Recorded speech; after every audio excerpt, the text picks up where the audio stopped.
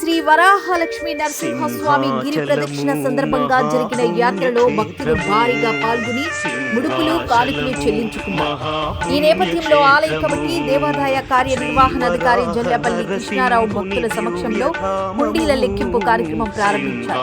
గత నెల 8వ తేదీ జూన్ నెల నుంచి ఈ నెల ఆగస్టు 3వ తారీఖు వరకు వచ్చిన ముడుపులు లెక్కించారు.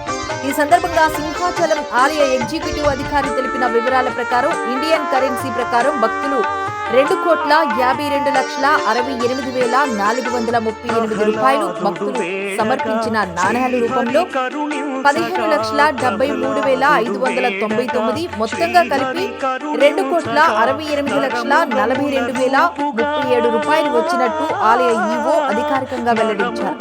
గిరి ప్రదక్షిణ సందర్భంగా విదేశాల్లో ఉన్న స్వదేశీయులు కూడా భారీగానే ముడుపులు చెల్లించుకున్నారని సింహాచలం దేవస్థానం ఆలయ జల్లేపల్లి వెంకట్రావు అధికారికంగా తెలిపారు. భక్తులు సమర్పించిన కానుకలు అత్యంత కట్టుదిట్టమైన భద్రతా నడుమ సీసీ కెమెరాల పర్యవేక్షణలో జరిగిందని మీడియాకు వివరించారు.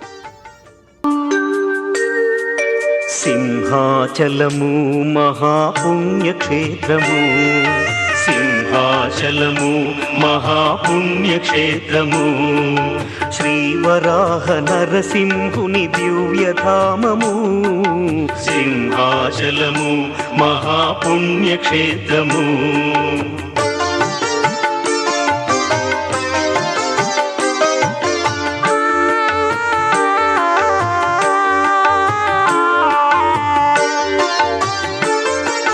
ప్రహ్లాదుడు వేడగా శ్రీహరి కరుణించగా, ప్రహ్లాదుడు వేడగా శ్రీహరి కరుణించగా, నరమృగముల రూపుగా,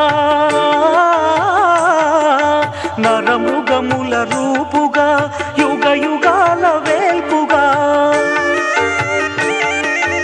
ఆశ్రితులను కావగా వెలసిన హరి నిలయము, సింహాచలము మహాపుణ్యక్షేత్రము.